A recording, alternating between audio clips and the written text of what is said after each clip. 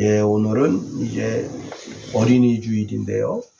예, 어린이 주일을 통해서 자식은 여호와의 기업이요, 그런 제목 가지고 말씀을 살펴봅니다. 예, 정규재 씨, 펜앤드마이크 정규재 씨의 강의를 들으니까 기업인은 이윤이 남는다면 자식, 마누라만 남기고 다 판다는 겁니다. 그리고 이윤을 남기기 위해서는 불법, 편법, 탈법이라도 다 동원한다는 거예요. 그러니까 불법, 편법, 탈법을 해서라도 자기 기업을 살리려고 몸부림친다고 하는 겁니다. 그러니 그런 탈법을 쓰고 불법을 쓰고 편법을 쓰려니까 얼마나 머리가 똑똑해야 되겠어요. 그렇게 해서 기업에 단돈 1원이라도 남기려고 몸부림친다. 이 기업이라고 하는 것은 최대 이익을 추구하는 생산 경제의 최소단이라 할 수 있습니다. 사업가의 행복은요, 자기 기업을 통해서 기업 통장에 돈이 1초마다 1억 원씩, 2억 원씩, 3억 원씩 이렇게 들어가는 것이 그 기쁨이고 그 즐거움이 되는 겁니다. 옛말에 이런 말이 있습니다. 마른 논에 물 들어가는 것, 그리고 자식 입에 밥 들어가는 것이 제일 보기 좋다 하는 겁니다. 자, 농사철에 비는 곧 풍년을 의미합니다. 지난 이제 4월 4일서부터 저녁에 비가 오기 시작하더니 어제 저녁까지 비가 계속해서 내렸습니다. 농부들이 이제 삽들고 논에 나가서 논을 이렇게 이제 정지하면서 웃죠. 야, 올해도 풍년이 되겠구나. 이렇게 참 고마운 단비가 오다니. 그동안 이제 가물어서 갈라졌던 땅 사이에 비가 스미는 것을 보고 기뻐합니다. 특히 전라도는 더 기뻐합니다. 올해는 대풍개거니 하면서 감사하는 겁니다. 제주도의 한 아줌매가 이제 자기 3살 난 아들이 너무너무 많이 먹으니까 야, 이놈아 좀 그만 좀 먹어라 하고 등살을 후려칩니다. 그런데 그 연년생인데 2살짜리가 도통 먹지도 않고 우유를 먹였더니 토해고, 그 다음에 이제 피곤하다는 이유로 이제 아무것도 먹지 않고 처박혀 있어서 잠을 자고 있습니다. 원래는 너무너무 잘 먹어서 라면, 뭐 스파게티, 뭐 이런 거 땅바닥에 떨어진 것까지 막 주워 먹고 그래서 걱정했는데, 애가 어린이집 갔다 오더니 그냥 시무룩하게 하더니 그냥 처박혀 자니까 너무너무 불쌍한 거예요. 근데 그 어린이집에서 전화가 왔습니다. 애가 코로나 걸렸다. 그 어린이집이 측은지심, 이 어린 것도 이 바이러스 때문에 고통당하는구나. 그러더니 한 2, 3일 그렇게 고통당하더니 어느 날 새벽같이 애가 눈빛이 진짜 짠 하고 밝아졌습니다. 그러더니 그냥 집안에 있는 거 아무거나 막 집어먹기 시작합니다. 엄마가 상한 음식 먹고 탈날까봐 집안에 있는 음식 다 갖다 내다 버리고 한 상 차려주니까 무슨 애가 얼음 먹듯이 밥을 먹더라 하는 겁니다. 스파게티를 해줬는데 좀 맵게 했나 봐요. 아씨 매워 그러면서 그걸 그렇게 잘 먹더라는 겁니다. 자신 입에 밥 들어가는 것 제일 보기 좋다 하는 겁니다. 자, 우리 하나님은 오늘 본문에 보니까 하나님은 우리의 아버지가 되시고 또 기업가가 되신다 하는 겁니다. 3절에 이렇게 말씀하고 있네요. 보라, 자식들은 여호와의 기업이다 이렇게 말씀하셨습니다.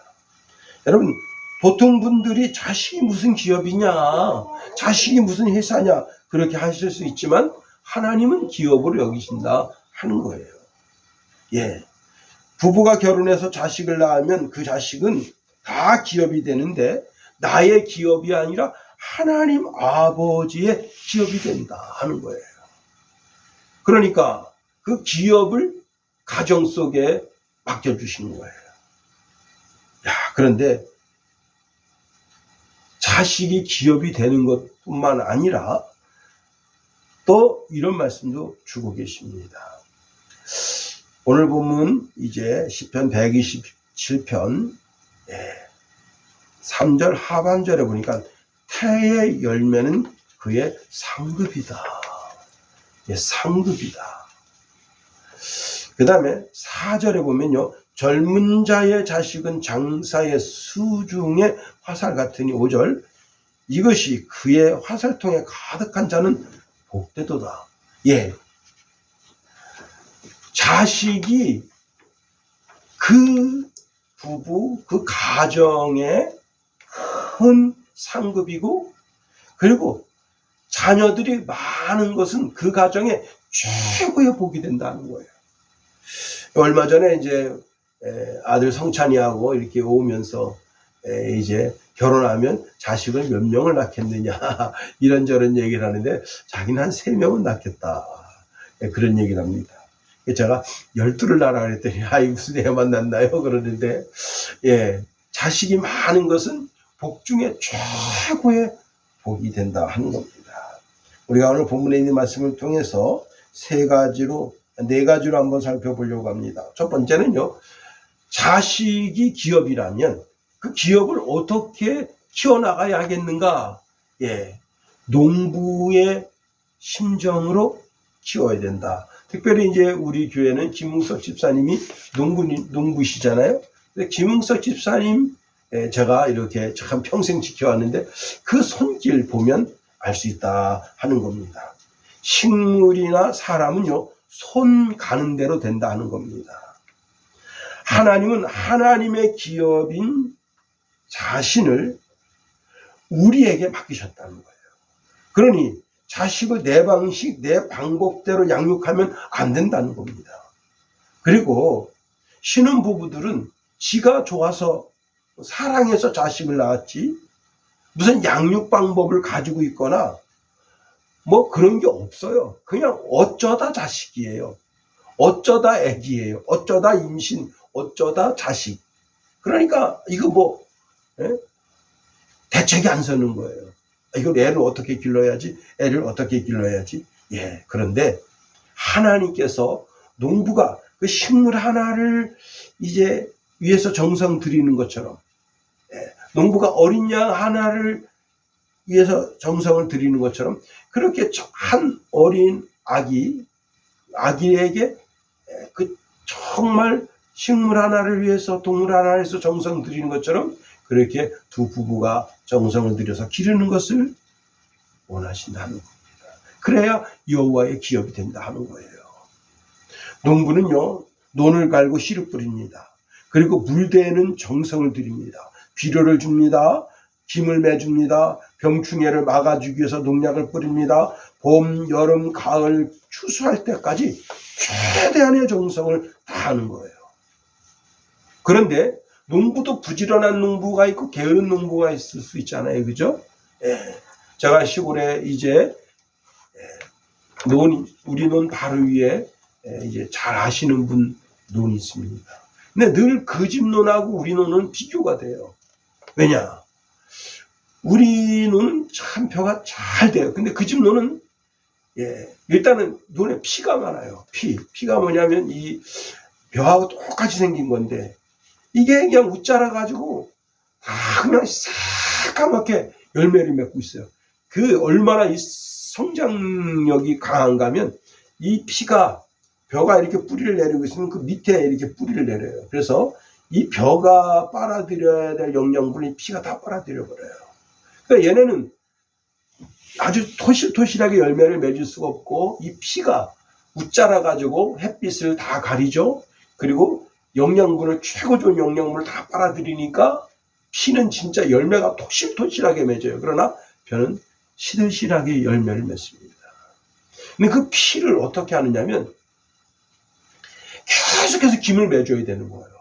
요즘은 이제 농법이 하도 좋아져서 벼를 심기 전에 그 논에 있는 모든 그 식물들을 죽이는 약을 뿌립니다. 옛날엔 그런 게 없었어요. 다 사람이 손으로 일일이 다 그거를 내주는 거예요. 다 불을 뽑아줍니다.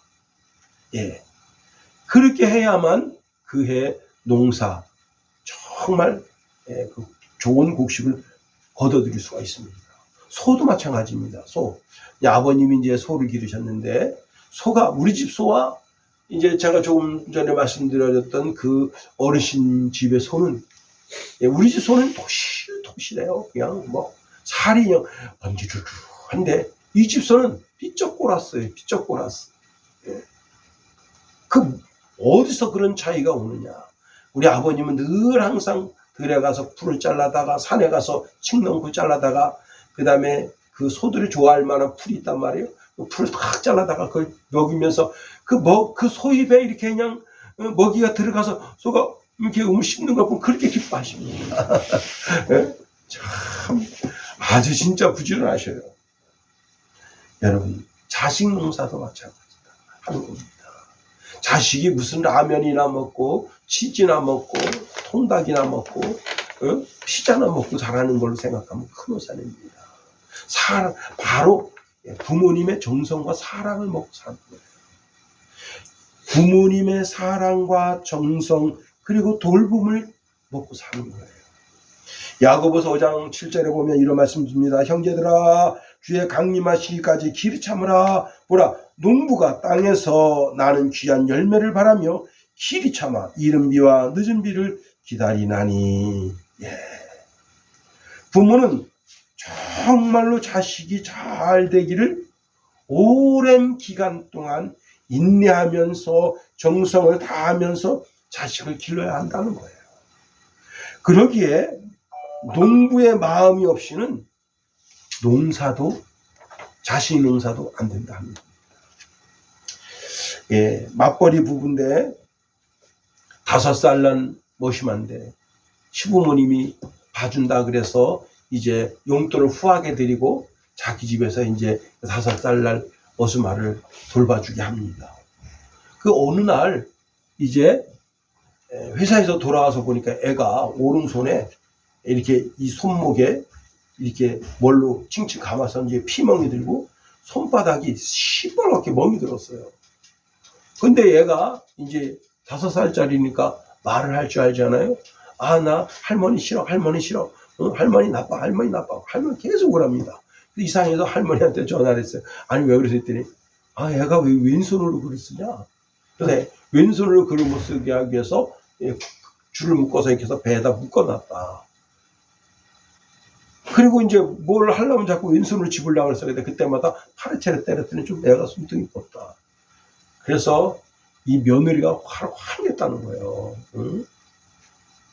아니, 얘가 왼손으로 좀 쓰면 어떠냐고 말이죠. 왼손으로 뭘 집어먹으면 어떠냐고. 응? 그렇다고 애를 그렇게 시뻘겋게 손목에 시뻘겋게 피자국이 나게 만들고 손등을 그렇게 얼마나 많이 때렸으면 얘가 손등이 버가지고 지금 병원에 지금 왔다고. 응? 그랬더니 시어머니가 하는 소리가 난 그럼 애 안 볼란다. 그러니까 며느리가 알았습니다. 그동안 드렸던 용서도 안 드리겠습니다. 했다는 거예요.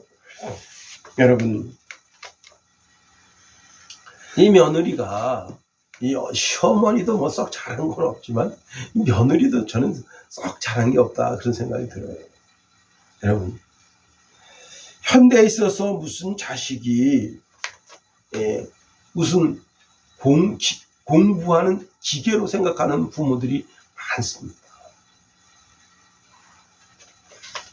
그래도 여기 춘천은 좀 덜한데 서울은 애들이 참 불쌍해요. 5살, 6살, 7살 되면 벌써 학원이 끝나는 시간이 10시예요. 그냥 계속 잡아 들리는 거예요. 그때부터 언제까지? 고등학교 3학년 때까지.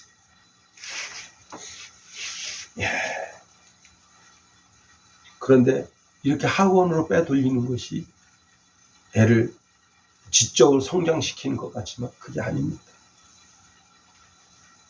애가 망쳐지고 있는 거예요. 그게 돌봄이 아닙니다. 두 번째로, 우리 자식은요, 가정교육으로부터 출발해야 된다는 사실을 알아야 됩니다. 자식이 여호와의 기업이 될 수 있으려면 어떻게 해야 되느냐? 가정교육이 잘 되어야 한다는 겁니다. 이제 요즘 이제 한참 모붓기가 시작됐죠. 그래서 5월 이제 하순 정도 되면 모내기를 하게 될 겁니다. 이 모를 내기 위해서는 어떻게 해야 되느냐. 이제 상토흙이라는 흙을 준비하고 그 모판을 준비해서 거기다 다 흙을 다 덮고 씨를 쫙 뿌리죠. 그리고 위에다 다시 흙을 덮고, 그리고는 이제 하우스에다 두고 검은 비닐 덮어서 며칠 동안 놔둡니다. 그럼 싹이 올라와요. 그럼 그때부터 물을 하루에 5번씩 물을 주면서 온도 습도를 계속 맞춰가지고 그 모를 길러냅니다. 그 모가 논으로 나가기까지 약 30일에서 35일 정도 그 기간 동안에 농부가 그 비닐하우스에서 하루에도 5번씩 그 어린 모를 계속 관찰하는 거예요. 떡잎을 감찰하고 그 모가 품고 있는 흙이 말랐는가 안 말랐는가 그걸 관찰하고 계속 관찰하는 거예요. 이 관찰이 잘못되면 어떻게 되느냐. 다 타 죽어버려요. 어느 날은 굉장히 추워요. 근데 어느 날은 갑자기 덥습니다. 오늘 이제 뭐 온도가 22, 3도까지 올라간다고 하는데 며칠 전까지만 해도 온도가 25도까지 올라갔어요. 그런데 하우스와는 틀려요. 하우스와는 그 온도가 순간적으로 40도까지 올라가요. 그런데 충분한 물을 주지 않은 상태에서 40도까지 올라가면 어떻게 되느냐. 쪄 죽어요. 쪄 죽어. 그러면 농사 망치는 거예요. 그럼 다시 벼를 사다가 다시 보아야 되는 거예요. 이게 어린 생명이라고 한번 생각해 보세요. 어린 생명. 자, 학교가 내 자식을 돌봐줄 것이라고 생각하고 학교에 맡깁니다. 학교에서는 애를 돌봐주는 기관이 아닙니다. 교육하는 기관이지. 학원에서 우리 애를 돌봐줄 거라고 생각합니다. 학원도 교육기관이에요. 애한테 공부를 시켜서 계속해서 걔가 직접 발전을 이뤄나가게 하는 기관이지 정서를 길러내는 기관이 아닙니다. 정서를 길러내는 기관은 가정이에요. 애가 사람이 되어져 가는 게 지적으로 성장한다고 해서 애가 되는 게 아니고 애가 정서가 발전돼야 그게 애가 어른이 되어져 가는 가정 속에 있는 겁니다. 여러분, 가정에서 매일 싸워요. 부부가 매일 싸워요. 그러면 그 애들이 어떻게 되느냐? 아주 난폭한 애들이 됩니다. 예. 그 오은영 박사도 뒷감당이 안 되는 그런 애들이 되는 거예요. 뭐 어떤 애는 오은영 박사가 두 손 두 발 다 들은 애도 있다던데, 예, 그런 거예요. 여러분, 먼저 부부 사이가 사랑스러워야 돼요. 사랑이 그냥 막 뚝뚝뚝뚝 묻어나는 그런 과정 속에서 어린아이들이 길러줘야 되는 겁니다. 부부가 친밀하고 부부가 서로 이해하고 사랑이 아주 풍성하다면 그 풍성한 사랑 가운데 애들이 그 사랑을 먹고 자라는 거예요. 예. 애들이 무슨 치즈나 무슨 치킨이나 먹고 자라는 줄 생각하는데 큰 우산입니다. 여러분, 태국에 전 세계에서 가장 비싼 다이아몬드가 있다는데요. 태국 박물관에 다이아몬드가 한 5천원 정도 된대요. 예. 그런데 여러분, 태국에 있는 다이아 이 하나가 태국의 평화를 가져다 주고 평화를 지켜주는 게 아닙니다. 그건 상징물이죠, 상징물. 사람 마음속에 있는 진정한 사랑이 그 사랑 때문에 평화가 유지되고, 예, 많은 사람들이 생각합니다. 어떻게 생각하느냐? 우리나라가 전 세계 이제 무기 수출국 중에 대단한 나라가 됐습니다. 무기가 우리나라 평화를 지켜준다고 생각합니다. 큰 오산이고 큰 착각이에요. 무기 그럼 우리보다 북한이 지금 무기로서는 우리나라를 2단계인가 3단계에 넘어섰어요. 그걸 지금 윤석열이가 지켜내려고 저렇게 몸부림치는 겁니다. 그렇습니다. 여러분, 교회 안에서 이제 형제 자매가 커플이 형성되고 가정을 만들게 됩니다. 그리고 어릴 때부터 이제 부모님에게 받아온 사랑, 그 다음에 화목, 편안을 기초로 해서 가정이 만들어집니다. 그리고 그런 사랑 속에서 자녀가 생산되어졌을 때 그 자녀가 부모님의 사랑을 먹고 다시 살아나가게 될 때, 여러분, 그럴 때 그 어린아이 심령 속에 가지고 있는 어마어마한 에너지, 그게 정말 그 가정을 일으켜 나가는 힘이 되고 능력이 되는 거예요. 미국의 아동 전문가인 폴 디 마이어라고 하는 분은요, 인간의 인격의 85%가 1살에서 6살 동안 형성된다 말씀하고 있습니다. 아이가 1살에서 6살 동안 형성되려면 그게 어디에 있어야 되는 거예요? 엄마의 사랑과 그 가정의 엄마 아빠의 사랑과 그 가정의 형제 자매들의 따뜻한 보살핌. 엄마 아빠가 매일 싸워보세요. 애가 운다고 이 새끼 왜 울어? 귀싸대기 때려보세요. 여러분, 그 애는요 정상적인 애가 될 수가 없는 겁니다. 어린애기는 늘 항상 엄마 아빠만 바라보는 거예요. 아버지가 이렇게 말하고 엄마가 저렇게 말하고 그 입술만 바라보는 거예요. 그래서 부모 교육이 굉장히 중요한 겁니다. 그리고 며칠 전 선배 목사님이 이제 다녀가셨는데, 그 중에 사모님하고 이제 이런저런 이야기를 하고 있는데, 사모님이 이런 얘기 합니다. 지금 전국적으로 이제 자살자들이 굉장히 많은데, 고학력 자살자가 그렇게 많대요. 고학력. 서울대, 연대, 고대, 이런 순으로 지금 자살자가 아주 막 늘어나고 있대. 근데 왜 그러느냐? 얘들이 할 줄 아는 게 공부밖에 없다는 거예요. 공부밖에. 어릴 때부터 머리가 똑똑해서 자기가 뭐 광진구면 광진구의 천재입니다. 그래가지고 광진구에서 그냥 초중고 쫙쫙쫙 해서 서울대 갔어요. 서울대 가니까 다 똑같은 애들이야. 전국에서 그냥 다 똑같은 애들이 다 몰려와서 지나나나 머리가 다 똑같아요. 거기서는 누가 이기느냐? 노력하는 애가 이겨요. 그러니까 막 죽기 살기로 노력해서 이제 사회 진출해서 대기업에 들어갔습니다. 대기업에 들어가는데 대기업에 갔더니 이게 또 달라졌어요. 왜? 이젠 전 세계에서 온 거예요. 대기업에.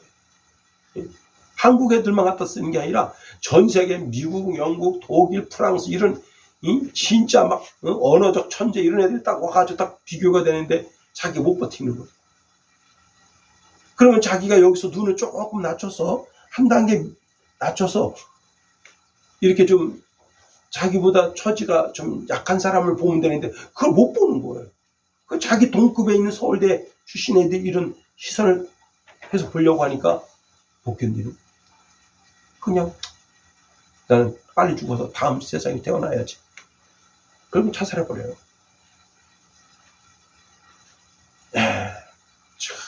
이게 심각하다. 이 고학력자들 자살이 심각하다. 여러분, 전 세계적으로 고학력이 자꾸 죽어나가 자빠지면 어떻게 되겠어요? 그 나라의 지력이 떨어지는 거예요. 근데 이게 뭐가 잘못된 거예요? 가정교육. 심각하게 지금 국가가 심각하게 이 문제에 대해서 지금 짚어보고 있다는 거예요.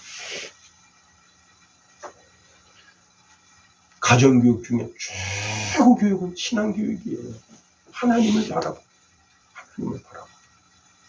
잠언서 22장 6절에 보니까 마땅히 행할 길을 아이에게 가르치라. 그리하면 늙어도 그것을 떠나지 아니하리라 말씀하십니다. 그렇습니다.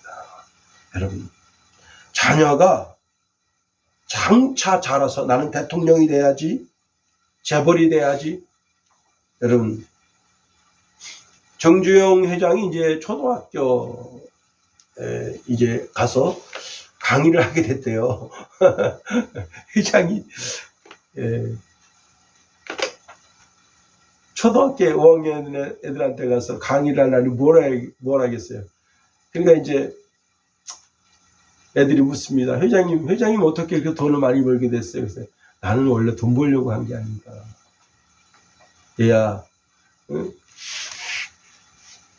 사람이 말이야, 등산을 하게 되면 저 산 꼭대기를 바라보면 미리 그냥 지쳐버려.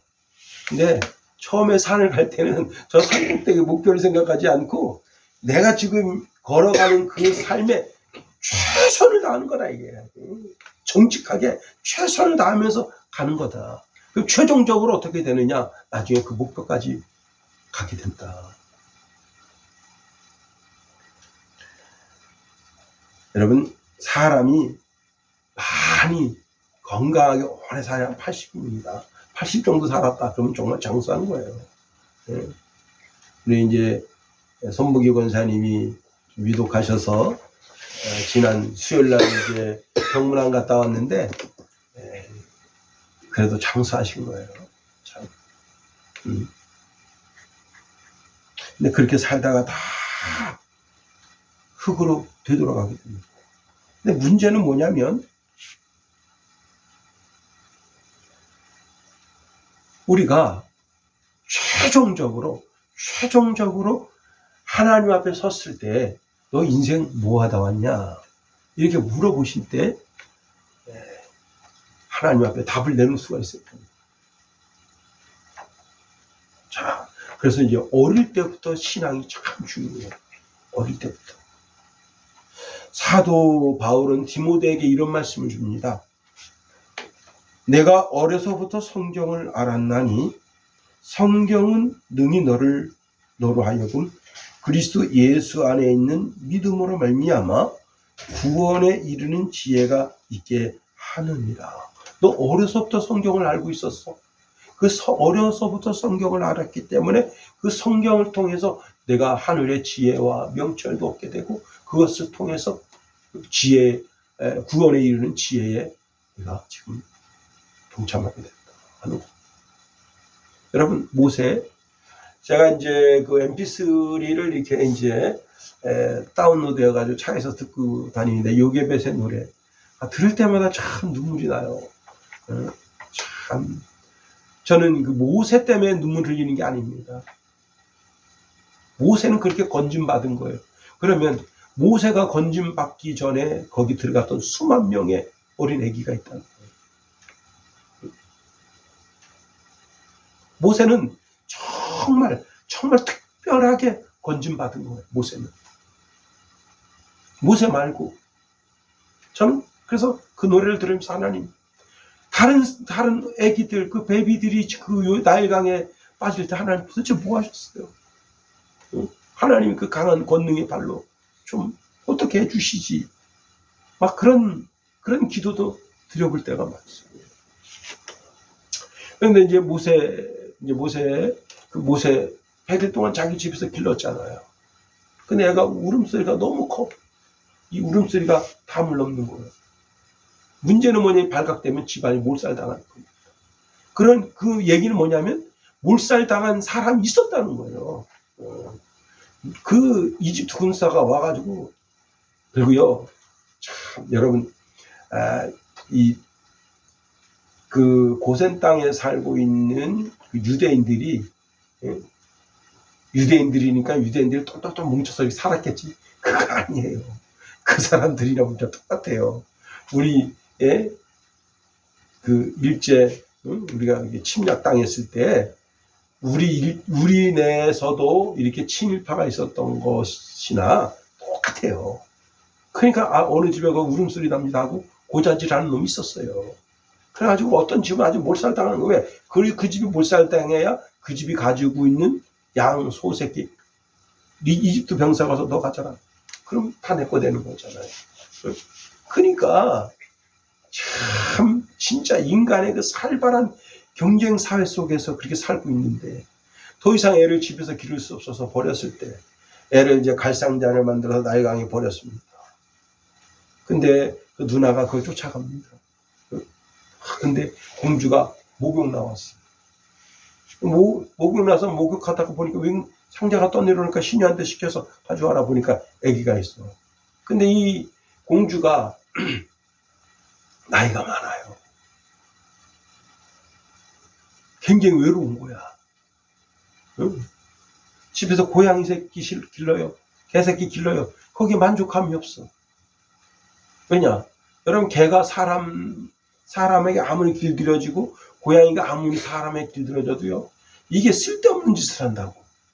근데 이제 어린 애기를 보니까 그냥 마음이 혹한 거야. 그런데 그 누이 미리암이 와서 얘가 우는데 유모를 구해드릴까요? 그러니까 구해와라. 그래서 이제 엄마 요괴뱃을 이제 갖다가 탁 그러니까 젖을 쫙 먹입니다. 그런데 이 공주가 이렇게 말하는 거. 이 애는 내 애인데 얘가 성장할 때까지 네가 좀 젖을 먹여서 길러라. 그러면 얼마 동안 있었을까요? 이 집에. 응?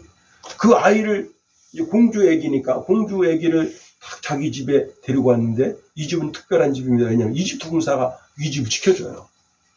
왜? 공주 애가 있으니까. 그리고 우유 한번 먹일 때마다 돈을 받아. 지 새끼 먹이면서 돈 받으면서 이렇게 얘를 기르는 거예요. 참 특별한 사람이에요. 그러면 얘가 이 엄마가 뭔 얘기를 했겠어요? 제 생각에는요, 최소한 이 아이가 저때 무렵이라도 3살, 어느 그 어간까지 계속해서 뭘 얘기했을까요? 하나님. 창조주 하나님. 창조주 하나님에 대해서. 요게벳이 그 어린 그 젖덩이를 가지고 가기 전까지 계속해서 말귀 알아듣든 뭘 알아듣든 거기다 대고 계속 신앙을 심어주고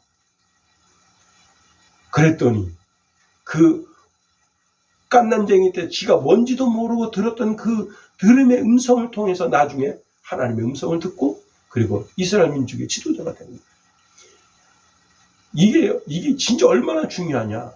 제가 이제 신일교회에 있을 때 용의 엄마가 있어요. 우리 성훈이랑 같은 이제 해 태어났는데 용애가 그 집사님 그 뒤에 위에 아기들 둘이 있는데요. 그때 당시 이제 초등학교 6학년, 5학년 그래요. 그 집에 가면 전쟁이 일어나고 있어요. 자매인데 자매가 이렇게 노는데 이게 형제들 노는 거 저리 가라요. 애들이 이제 태권도 이런 걸 해가지고 하는데 이게 다 부서졌어요. 이게 이 쇼파가 다 부서졌다고. 침대 다 부서졌어요. 얼마나 드시게 노는지 몰라. 뭐 성한 게 없어요. 근데 그 집사님이 이제 저보고 그래. 목사님 우리 이렇게 살아있어요. 우리도 그렇게 살아요. 우리 두 아들도 그렇게 사니까. 우리도 이렇게. 근데 우리 애들은 좀 유발라요. 와, 진짜. 아니, 지 여동생을 주먹을 이렇게 떼가지고 여기 이빨이 흔들흔들대요. 교회에서도 그래, 교회에서. 근데 그 밑에 여동생이 그 언니를 그렇게 쫓아다녀. 근데 조금 수틀리면 이게 이렇게 하고 주먹으로 때려. 이게 손바닥으로 때릴 만한데 주먹으로 때리니까 막 이게 이렇게 찢어져가지고 피가 철철 나고. 아유, 진짜. 근데 이제 이분이 그 구이동에 와서 이제 전도받고 교회를 다녀서 그때 집사님이 됐어요. 그리고 임신이 된 거야. 아기를 낳았어요. 이름을 용애라고 줬어요. 이분이 이런 얘기하는 거예요. 목사님, 기도받고 자란 새끼하고 그냥 난 새끼하고 이렇게 틀리나요? 내가 얘 때문에 인생 살맛이 났다. 또 학교에서 전화 온 내 선생님이 선생님 용애를 우리 학교 보내주셔서 너무 감사합니다. 아니 뭐 때문에 그러세요? 용애가요. 그 반에 지지나가 있는데 선생님이 얘를 못 가르치는 거야. 얼마나. 근데 용애 야야야 가서 너 가르쳐 줄래? 성적이 쑥을 나고. 그랬더니 그 엄마가 전화가 왔는데 엄마가 그냥 보통 엄마가 아니에요. 좀 이렇게 시에서 좀 힘 좀 쓰는 그런, 그런 이제, 그 의회, 뭐 시의회 이런 게 있잖아요. 거기 힘 좀 쓰는 엄마인데, 아, 선생님이요. 그래가지고 막, 입이 이만큼 찢어진 거예요. 어? 저보고 그래요. 목사님, 신앙 안에 있다는 게 이렇게 무섭네요. 정말 우리 두 해를 다시 집회에다 넣었다 다시 꺼낼 수 있으면 좋겠어요. 그런 얘기까지 합니다. 신앙이 그와 같은 거예요. 그렇습니다. 여러분, 신앙 가운데 있는 것만큼 위대하고 대단한 것이 없어요. 하나님을 안다는 것, 예수님을 안다는 것, 성령님의 은혜를 안다는 것, 신앙에 있다는 게 그렇게 무서운 거예요. 네 번째로 아기는요, 어린이는 소유물이 아니라 내 소유물이라고 생각하면 그때부터 문제가 생기는 거예요. 제주도의 이민주라는 아버지는요, 어린 아기를 때려서 죽였어요. 네. 이제 이 부부가 이혼했는데 엄마가 보고 싶다가 그래가지고 몰래 아빠 핸드폰 들고 와서 몰래 전화다 걸렸어요. 네. 근데 그럴 수 있잖아요, 그죠? 아기가 얼마나 보고 싶겠어요. 근데 그걸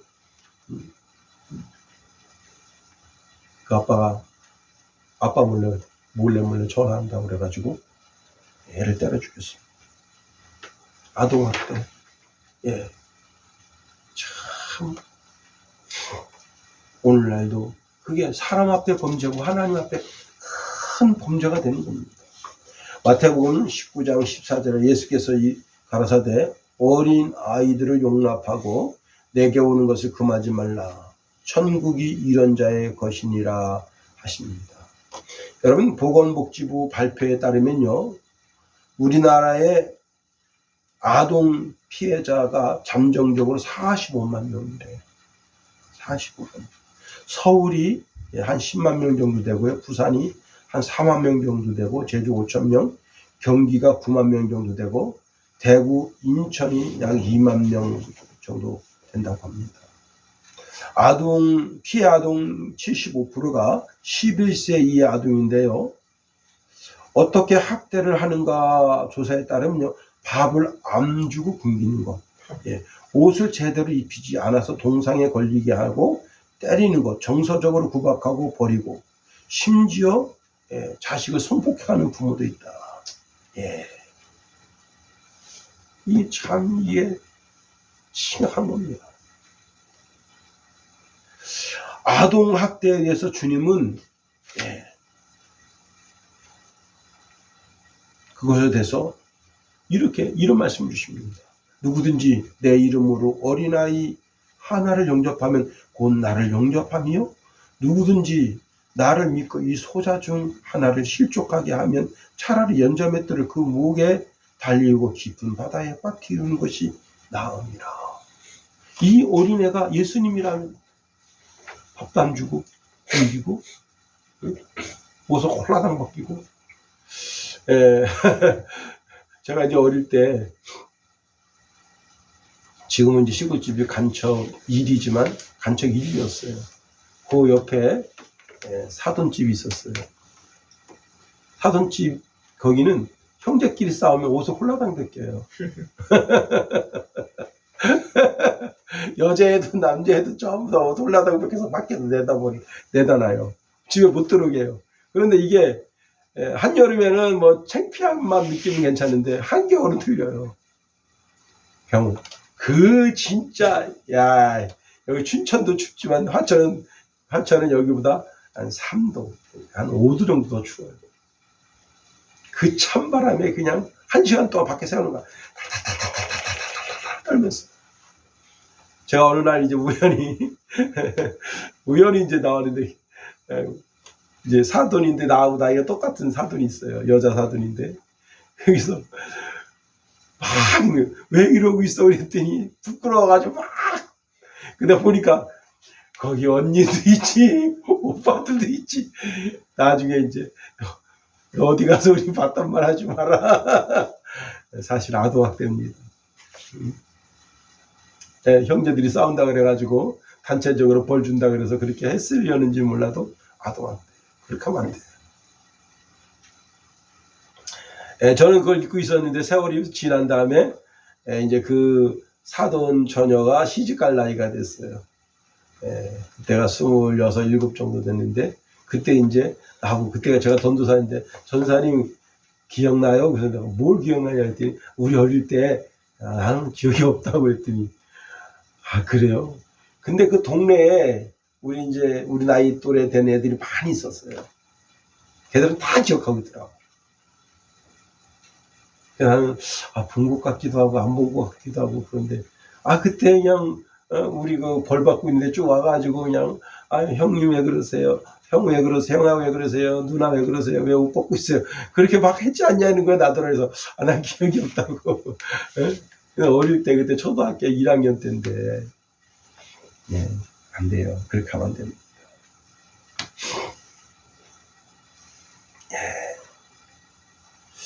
이 얘기만 하고 이제 말씀 마치고 싶습니다. 초등학교 선생님이 이제 애들한테 1학년한테 물어봤어요. 여러분 가정에서 되고 싶은 물건이 있으면 여러분이 뭐가 되고 싶습니까? 어떤 애가 번쩍 손을 들더니 전 냉장고 될래요. 냉장고. 왜요? 우리 엄마가 슈퍼에서 물건을 잔뜩 사가져서 냉장고 꽉 집어넣으면 냉장고가 오래돼가 자꾸 문이 열려요. 그러면 엄마가 이게 뭘 하다가 냉장고 문이 열렸나 하고 문을 돌아본다는 거예요. 또 뭘 막 하다가 냉장고 문 열렸나 하고 또 돌아보고 막 하다 돌아보고. 그래서 왜? 관심 받고 싶어서요. 이거예요. 엄마의 관심 받고 싶었어. 그 다음에 이제 또 한 애가 저요 그러니까 너는 뭐가 되고 싶니? 텔레비전이 되고 싶어요. 왜? 모든 가족이 텔레비전만 보잖아요. 텔레비전이 하는 소리에 귀 기울이잖아요. 모든 가족이 저를 봐줬으면 좋겠어요. 제가 하는 말에 귀 기울여줬으면 좋겠어요. 여러분, 이게 어린애입니다. 오늘 본문에 이런 말씀을 주고 있습니다. 3절에서 5절에 보라, 자식들은 여호와의 기업이요 태의 열매는 그의 상급이로다. 기업이고 그 다음에 상급이고 그 다음에 복이 된다 했어요.